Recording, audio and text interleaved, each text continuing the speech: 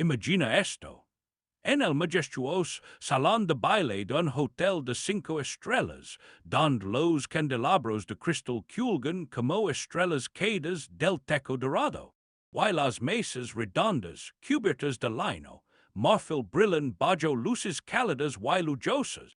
Si reúnen más de 300 personas, que juntas velen fortunas, que la mayoría de nosotros no veríamos ni en dis vidas enteras.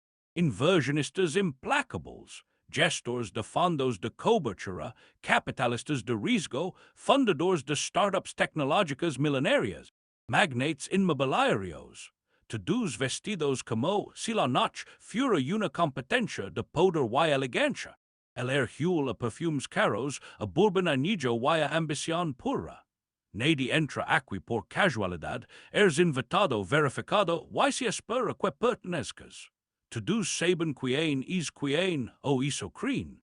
De repente, en medio de ese mar de trajes impecables y vestidos de diseñador, se pone de pie un hombre solo, con un traje gris carbón que ha visto mejores días, tela ligeramente descolorida en los codos, solapas antiquadas, zapatos limpios pero no nuevos. Es un padre soltero que ligó 18 minutos tarde la hora del cóctel. Nadie lo saluda. Algunas cabezas se giran, no por reconocimiento, sino por esa curiosidad incómoda que reservamos para lo que no encaja. Una mujer en vestido rojo susurra algo a su esposo. Un hombre en la barra lo mira 2 segundos, y aparta la vista. El hombre se queda allí, con un vaso de agua en la mano, observando la sala como quien regresa a un lugar que conoce de memoria, pero que ya no le pertenece del todo. Y entonces, con una voz tranquila que atraviesa el murmullo, dice 5 palabras que hacen estalar risas en todo el salón. Yo soy el dueño de esta empresa. Melanie Cross, la joven CEO hecha a sí misma, de 34 años, sonrisa afilada y vestido negro que cuesta más que el alquiler de muchos. Suelta una carcajada fría y ordena a seguridad, que lo saca de inmediato delante de cientos de invitados. Nadie le cree, nadie lo defiende. Las risas rudan como olas, alimentándose unas de otras.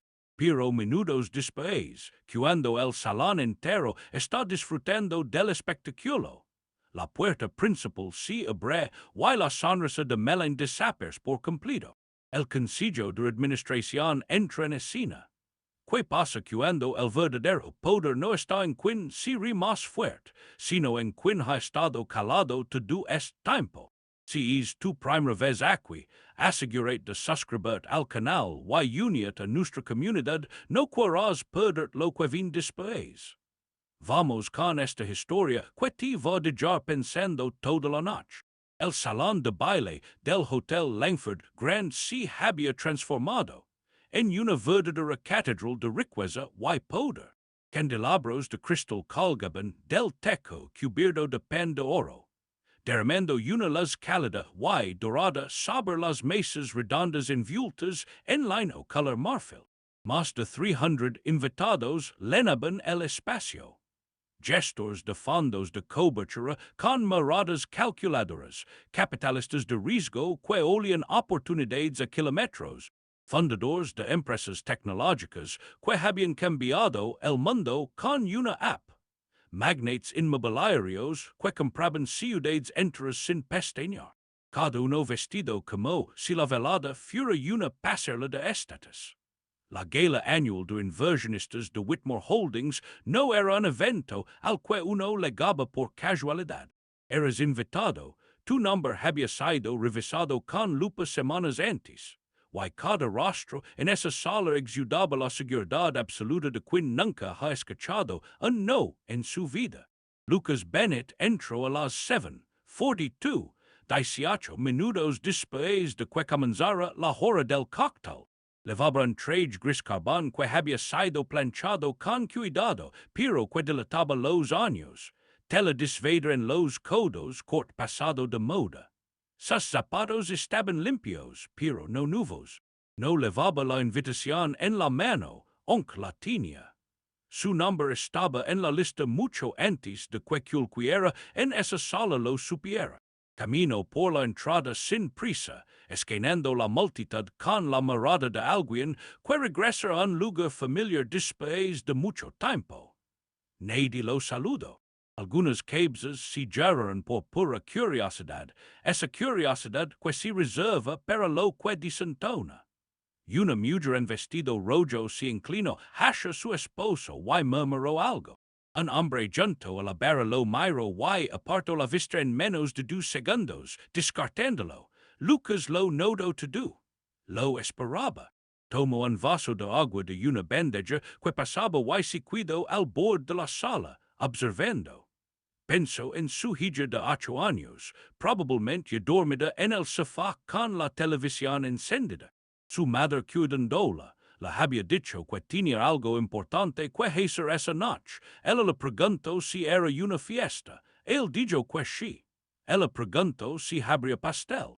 Él sonrió y respondió, probablemente no. Ella le pidió que le trajera un pedazo de todos modos. Esa conversación resonaba ahora en su cabeza, mientras estaba rodado de gente que no le dedicaría ni un segundo. Lo recordaba exactamente por qué había venido. No por el champagne, no por contactos, no por el espectáculo. Había venido porque algo andaba muy mal en la empresa que su padre había construido, y había guardado silencio demasiado tiempo. Cerca del escenario elevado, donde una pantalla mostraba los resultados trimestrales con gráficos brillantes. Melanie Cross era el centro de atención.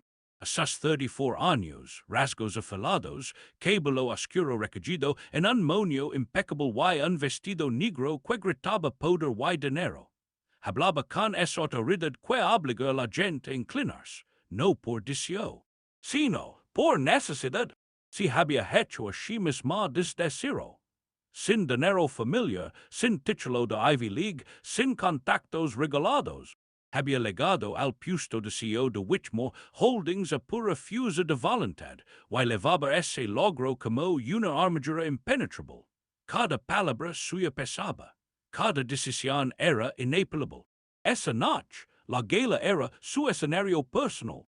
Un hombre llamado Gerald Pratt, canoso, de unos 60 y tantos, estaba a su lado con un vaso de bourbon, ascendiendo mientras Melanie detalaba los planes de expansión para el próximo año fiscal. Gerald había entrado tarde Whitmore Holdings, comprando acciones a través de un fondo secundario años después de que el fundador se retirara de la vida pública. Nunca había conocido a Robert Bennett, nunca lo necesito. Pero cuando Gerald firmó su primer cheque, la empresa ya era la máquina perfecta de Melanie. La había visto ascender con una mezcla de admiración y cautela. Era brillante, sin duda, pero había algo en cómo manejaba las discrepancias, no las descartaba, las destruía, que lo ponía incómodo. Nunca lo dijo en voz alta, nadie lo hasha. Esa era la cosa con Melanie, la gente no contradecía, solo ascenso y seguía adelante. Fu Gerald quien primero notó a Lucas de Pais solo junto a la ventana. No lo reconoció, pero algo en su quietad le llamó la atención. La mayoría en estos eventos se movía sin parar, saludos, tarjetas, performance constante. Este hombre no actuaba, solo observaba la sala como quien la li página por página. Gerald se inclinó hacia Melanie. ¿Quién es el hombre de la ventana? Trade gris. Melanie miró de reojo. Sus ojos recorrieron desde los zapatos hasta la cara en un segundo. Ni idea, dijo, probablemente el acompañante de alguien, o un emprendedor pequeño que se coló. Volvió a su círculo sin dar más importancia. Algunos inversionistas cercanos rieron por lo bajo, pero Lucas no se quedó junto a la ventana. Durante los siguientes 20 minutos se movió lentamente por la sala, deteniendo cerca de distintos grupos, escuchando, no interrumpía, no se presentaba, solo escuchaba. Y eso ponía nerviosa a la gente. Una mujer llamada Sandra Cole, cofundadora de una startup biotecnológica, finalmente se acercó a él junto a la mesa de posters. Crio que no nos conocimos, dijo con tono educado pero inquisidor. ¿Estás con alguno de los fondos? Lucas Lamire. No, respondió. Estoy con la empresa. Sandra ladio la cabeza. ¿En qué departamento? Yo la posio, dijo Lucas con simplicidad. Sandra parpadeó. Luego soltó una risa corta, incrédula. Why si elijo y inclinandos hacia el grupo más cercano para cantar lo que acababa de war. En minutos, el rumor se extendió como reguero de pólvora por todo el salón. Un hombre con traje barato estaba diciendo que era el dueño de Whitmore Holdings. Las reacciones fueron las esperadas. Sonrisas burlonas, rodar de ojos, kists en voz baja. Alguien dijo que probablemente era un repartidor que había encontrado una invitación robada. Otro apostó que era un creador de contenido haciendo un stunt para reeds. El rumor ligó a Melon en menos de 5 minutos. Ella dijo su copa de champagne lentamente. Why su expresión pasó de diversión a irritación pura. Cruzó el salón con decisión. Tacones resonando contra el mármol en un ritmo que hacia que la gente se apartara sin que se lo pidiera. Se detuvo justo frente a Lucas, tan cerca que él pudo oler su perfume caro. Me dicen que has estado diciendo por ahí que eres el dueño de esta empresa, dijo Melon. Su voz era calmada, pero sus ojos ardían. Es verdad, Lucas sostuvo su mirada sin pestañear. Dij lo que dij, why cuál es tu nombre exactamente? Lucas Bennett, el nombre no le decía nada. Lo estudió como quien analiza un problema que planea resolver rápido. Señor Bennett, no sé quién lo dejó entrar aquí, why francamente no me importa, pero yo dirijo esta empresa. Yo la construí hasta lo que es hoy. Why no tolero que extraños entren a mi evento, why hagan afirmations que no pueden respaldar. Si gyro hacia la multitud que se formaba alrededor why solto una risa corta why deliberada. Puden creer esto. Un hombre con un traje de hace 15 años entra una sola línea de gente que se gana su lugar why dice que es el dueño. La risa ligo fácil. Rodó por la multitud en oladas, primero educada, luego más fuerte, alimentando sola. Gerald Pratt no rió. Observo, Sandra Cole tampoco. Sintió un frío instalarse en el estómago, aunque no supo explicar por qué. Melon volvió a mirar a Lucas. Seguridad lo acompañará a la salida. Le sugiero que se vea en silencio y conserve el poco orgullo que le queda. Levantó la mano y chasqueó los dedos. Dos hombres de traje negro aparecieron en segundos, uno a cada lado de Lucas. La sala esperó. Este era el momento en que el hombre debía encogerse, balbucear una excusa, bajar la mirada y dejarse levar. Así funcionaban estas cosas. Los poderosos hablaban, los demás obedecían. Lucas no se movió. Miró a los guardias, luego a Melon. La risa se había convertido en un silencio tenso y curioso.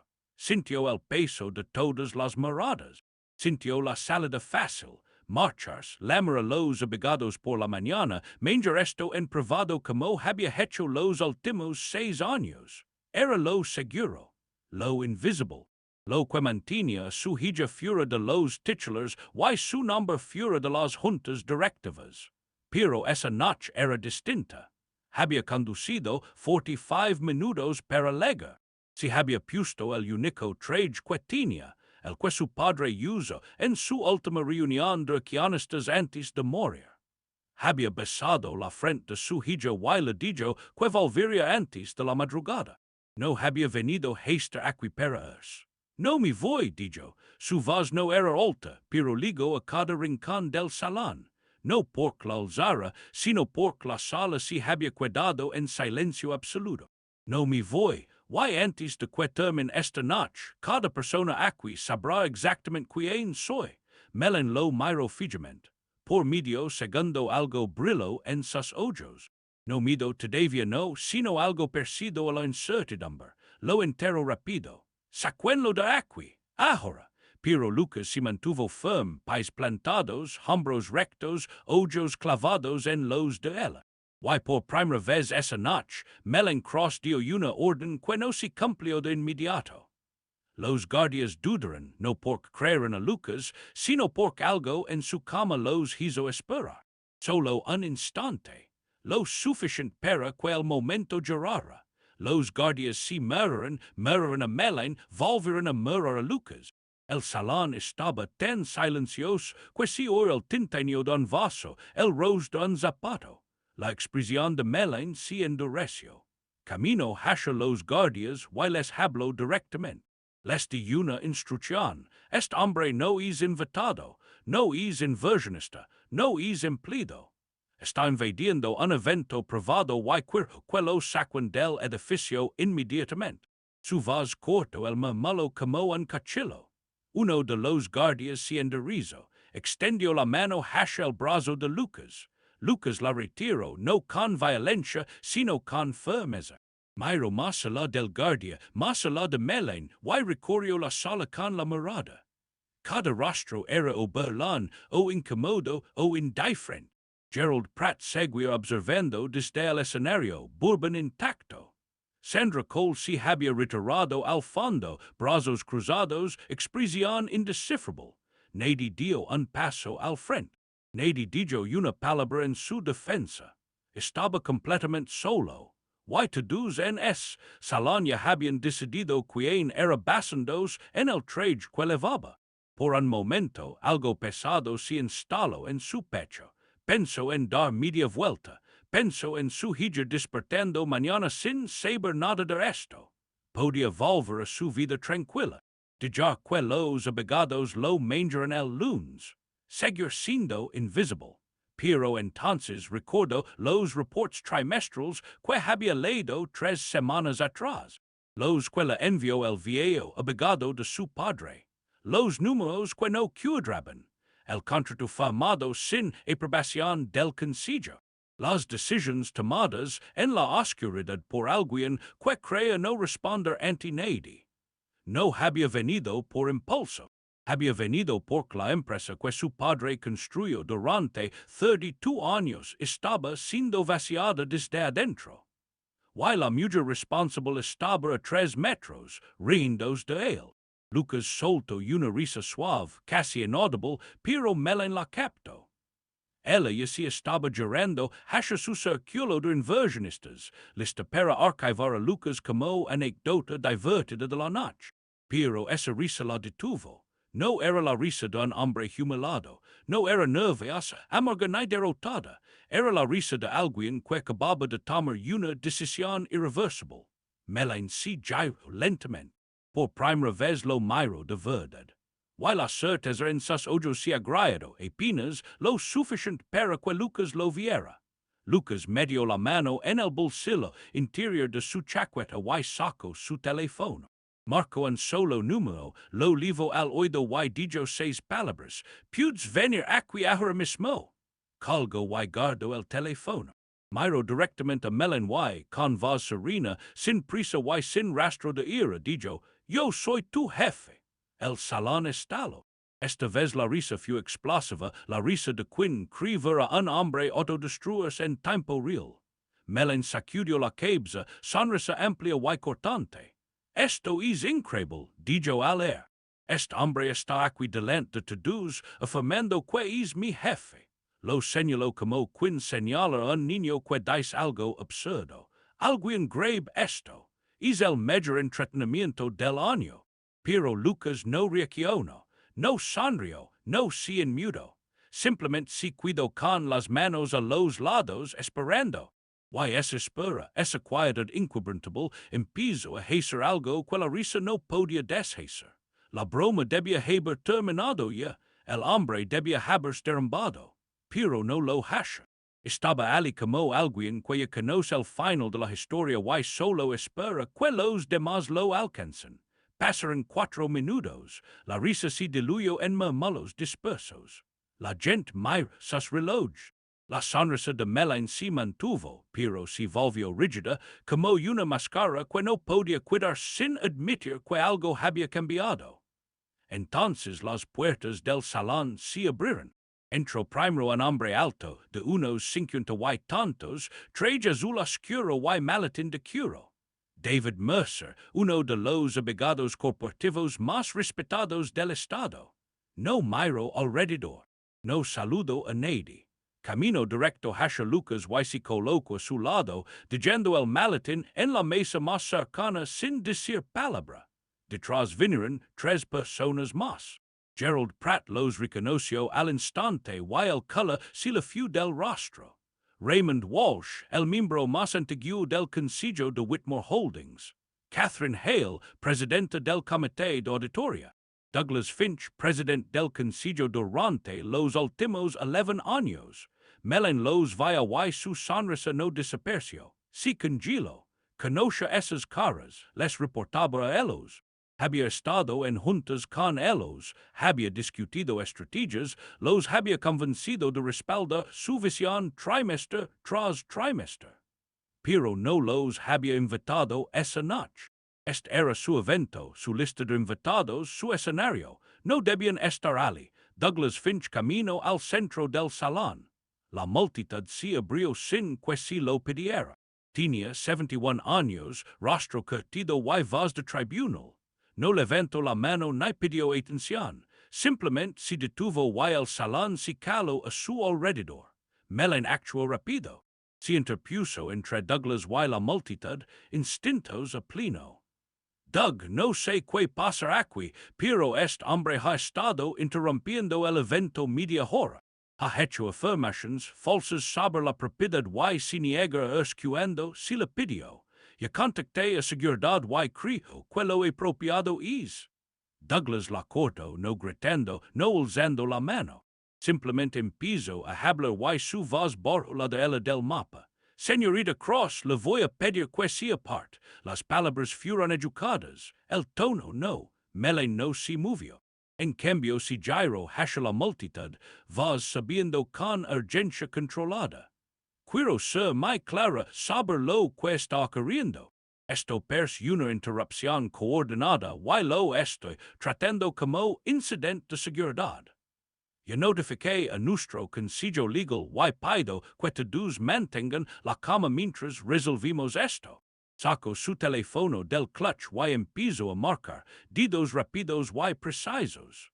La amable Marcus Webb, el abogado externo que la había ayudado en cada desafío legal desde que asumió como CEO. Pero David Mercer y abría su maletín.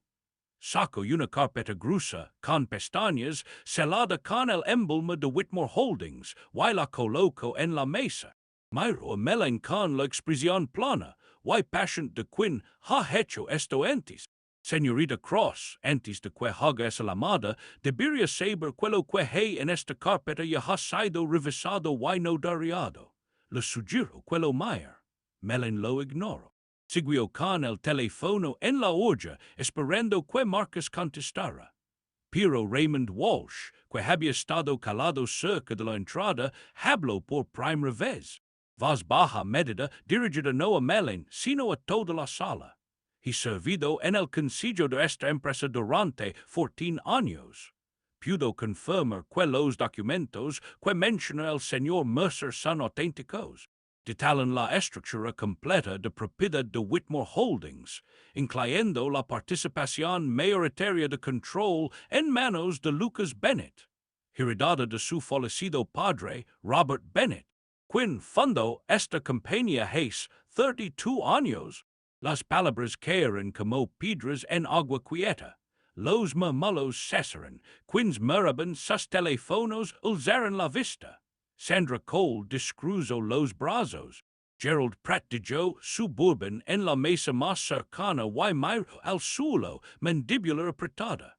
Nunca había conocido a Robert Bennett. Nunca había preguntado por la familia fundadora.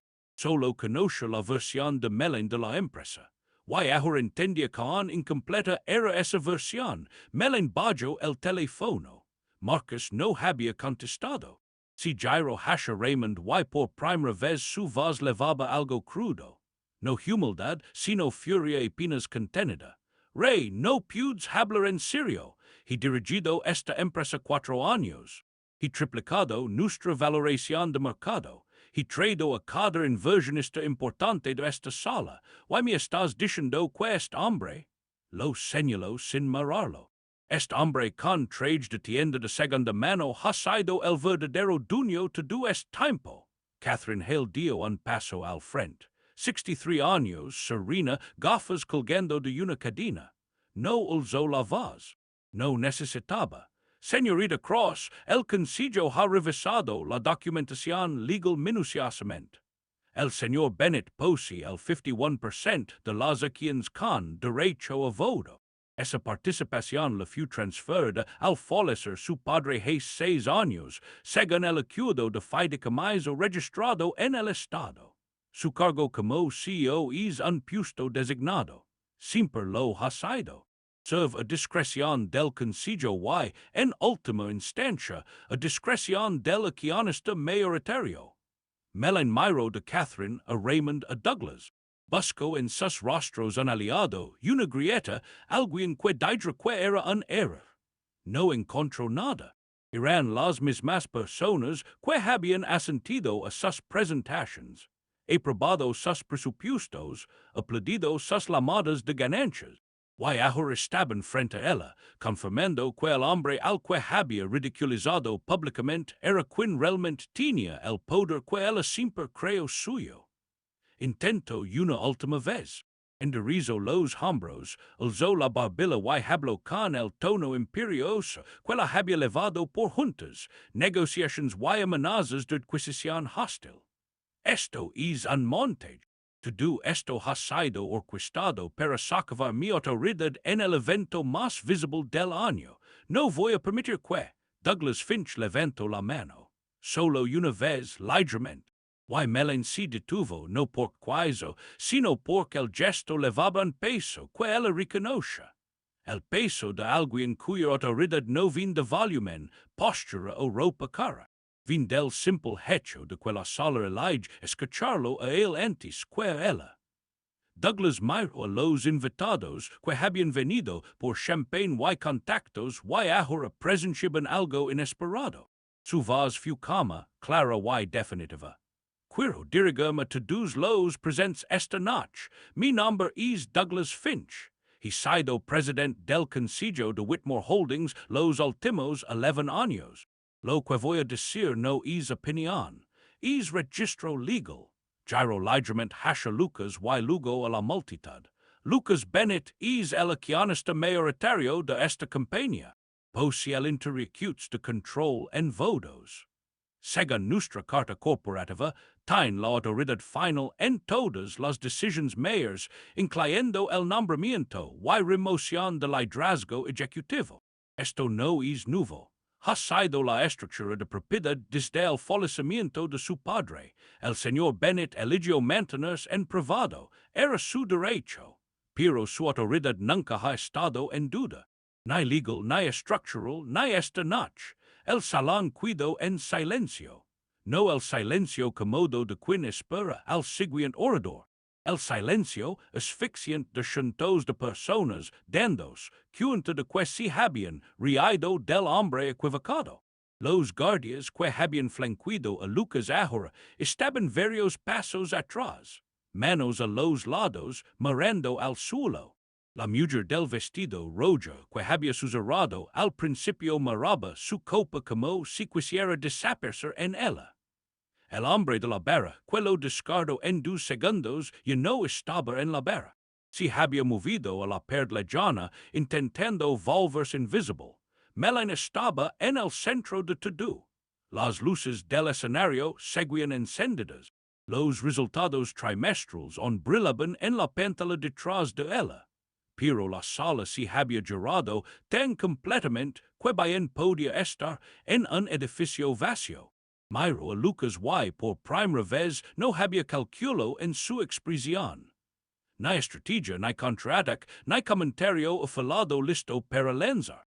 Solo el reconocimiento crudo de que todo lo que había construido, el título, la imagen, el control, nunca había sido realmente suyo. Un fotógrafo de una publicación financiera ajustó su cámara y apuntó el lente a la cara de Melon.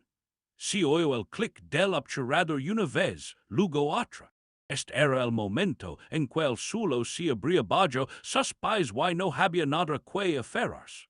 El obturador clico una tercera vez y Melain se estremeció. Fue un movimiento pequeño apenas perceptible, pero Lucas lo veía.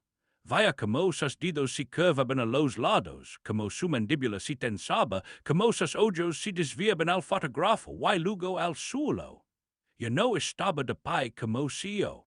Estaba de pie como alguien esperando sentencia. Y por primera vez desde que entró al Hotel Langford Grand esa noche, Lucas sintió todo el peso de lo que podía hacer a continuación.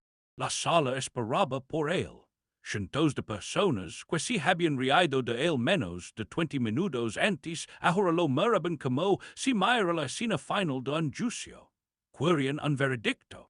Querían ver a la mujer que había humillado un extraño delante de todos recibir su castigo. Lucas lo sintió. Ese hambre cultiva por el castigo, ese acuerdo tácito de que alguien debía caer. Y lo más fácil del mundo habría sido dárselo. Douglas Finch se acercó a Lucas y habló en voz baja, solo para él y David Mercer. Señor Bennet, el consejo está preparado para avanzar con la decisión que se tomar esta noche. Dadas las circunstancias y la conducta que todos hemos presenciado. Una moción para terminar el cargo de la señorita Cross de forma inmediata tendría apoyo total. De yo que las palabras se asentaron y añadió, tiene todo el derecho. Lucas miró a Douglas. Miró a Raymond Walsh y Catherine Hale. Ambos de pie con la postura serena de Quinn y decidió. Miró a David Mercer. Quinn le dio un asentimiento casi imperceptible. El tipo de gesto que da un abogado cuando todas las vías legales están despejadas y solo puede decidir. Todos a su lado estaban listos. Todos los documentos firmados. Todos los votos contados. Solo tenía que decir la palabra y Melain Cross sería removida de Whitmore Holdings antes de medianoche. Si Jairo hacia la sala.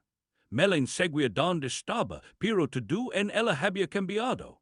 Sus hombros, cuadrados y dominantes toda la noche, estaban hundidos. Su barbilla, alzada con autoridad deliberada al hablar a multitudes, estaba baja. No miraba a los inversionistas, ni al consejo, ni a la prensa. Miraba a Lucas y en sus ojos él veía algo que reconoció. No porque lo hubiera visto en él antes, sino porque lo había visto en sí mismo. La mirada de alguien que construyó toda su identidad alrededor del control y ahora ver ese control desvanecerse en tiempo real delante de quienes importaban. Lucas pensó en su padre. Robert Bennet había sido un hombre calado. Construyó Whitmore Holdings desde una oficina de 2 cuartos con 4 empleados hasta una empresa que ocupaba un piso entero en un rascacielos del centro. Lo hizo sin espectáculo, sin crueldad, sin alzar nunca la voz en una junta. Lucas recordaba estar sentado en el estudio de su padre siendo adolescente, preguntando por qué nunca contrataba cuando competidores lo bajaban los precios o socios intentaban sacarlo. Su padre lo miró por encima de sus gafas y dijo algo que Lucas había llevado consigo siempre. El hombre que usa el poder para hacer sentir pequeño a alguien nunca fue grande de verdad. Te debía oír esa voz ahora, de pie en un salón lleno de gente que quería que hiciera Melain Cross tan pequeña como él había intentado hacerlo con él. Y entendió en ese instante que esta era la verdadera prueba. No se podía reclamar su autoridad, eso ya estaba probado. La prueba era que haría con ella. Lucas dio un paso adelante, no hacia el consejo, no hacia la prensa, hacia el centro del salón donde Melain estaba sola. La multitud se movió, abriendo espacio sin que se lo pidieran. Cuando habló, su voz no estaba alzada, no era titral, no buscaba impresionar. Era la voz de un hombre que había pasado 6 años siendo invisible y había elegido este momento no para ser ruidoso, sino para ser claro. No vain esta noche humillar a nadie, dijo Lucas. No vina saldar cuntas personals nia armor un escandalo.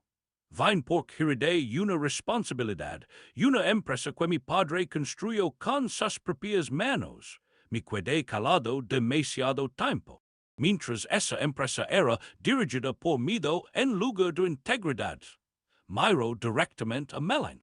Lo que paso esta noche, la forma en que mi tradest, la forma en que mi hablas delante de esta sala, no fu solo saber mai. Así es como si ha ejercido el poder dentro de esta campaña. Esa es la cultura que construiste. Why termina esta noche? Melin abrió la boca, pero no salió nada. Durante 4 años nunca había estado en una sala donde no tuviera una respuesta lista.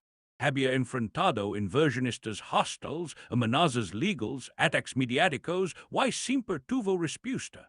Pero Lucas no la atacaba, no alzaba la voz, no la insultaba ni listaba sus fracasos, solo decía la verdad. Why ella no tenía defensa por todos en esa sala la habían visto proba supanto menos de una hora antes. Lucas si Jairo hasha los miembros del concilio. No estoy pidiendo que la destruyan, dijo. Estoy pidiendo responsabilidad. Estoy pidiendo que el concilio haga lo que debió hacer mucho antes de esta noche. Revisar cómo ha sido dirigida esta empresa, quien ha tomado decisiones sin supervisión. Why si las personas al mando han servido a la campaña o a sí mismas. Miro de nuevo a la multitud. Eso es todo, por eso estoy aquí. Douglas Finch asintió.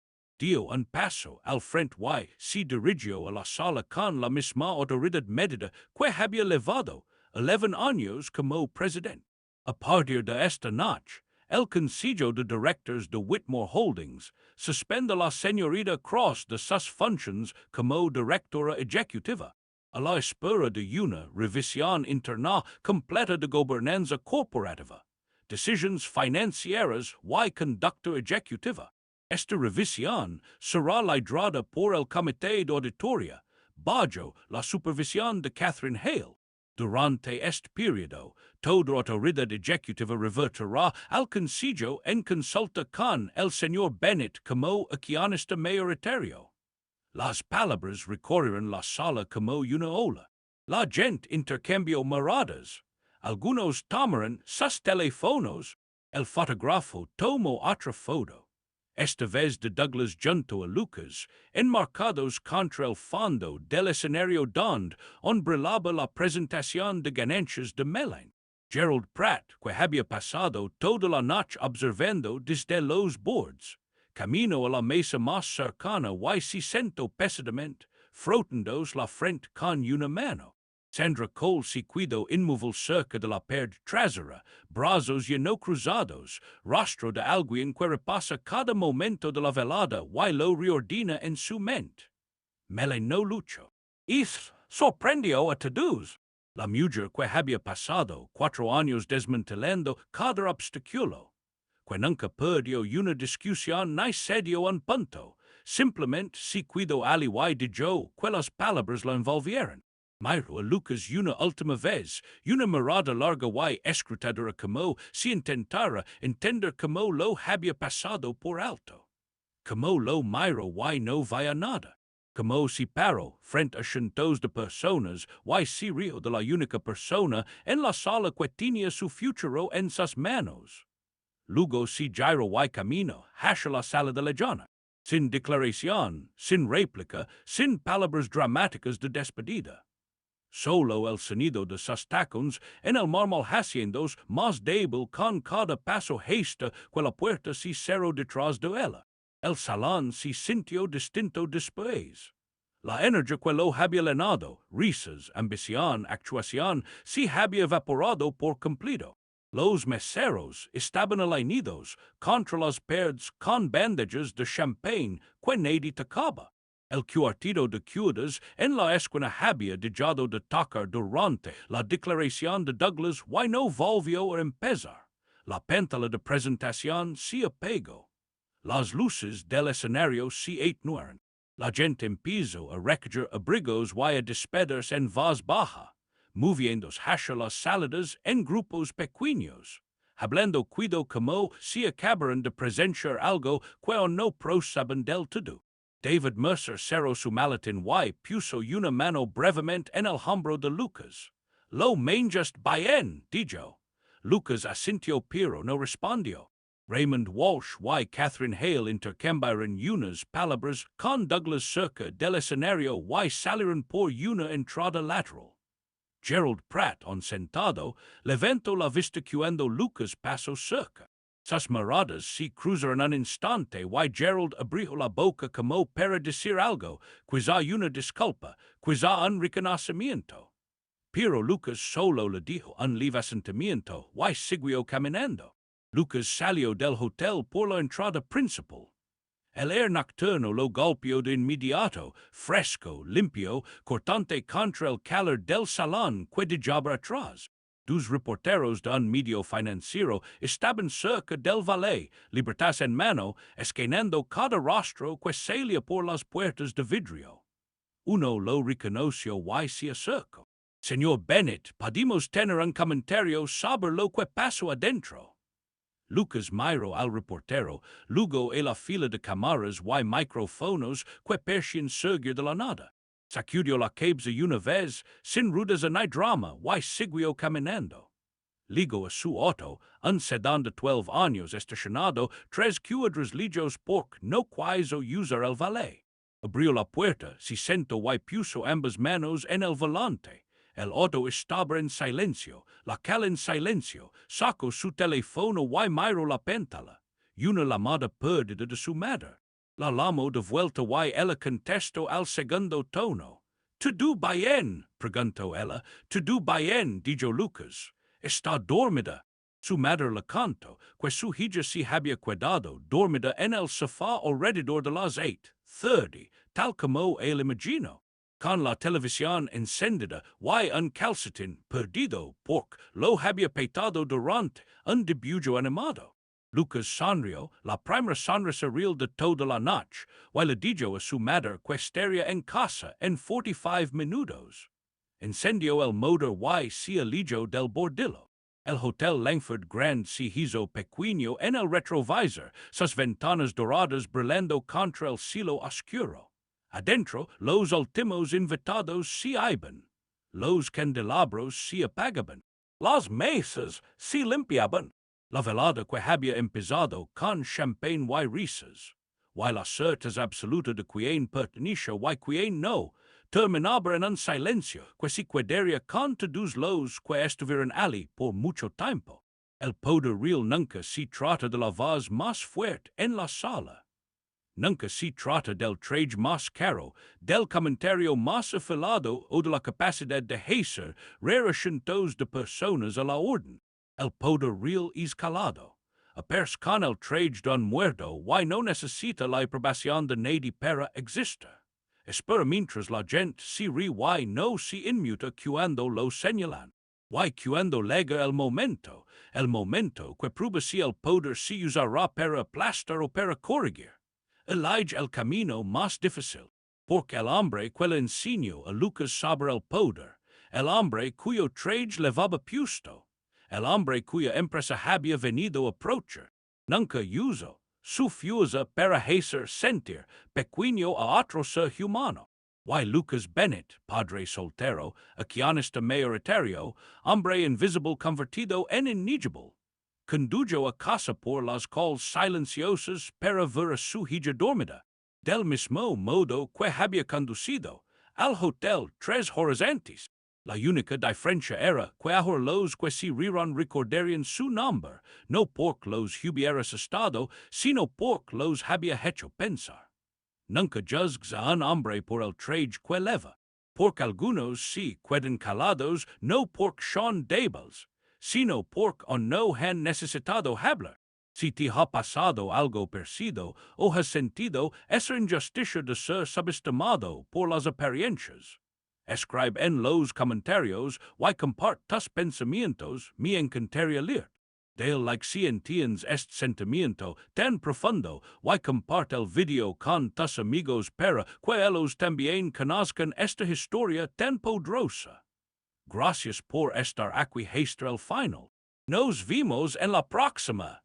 Cuídate mucho.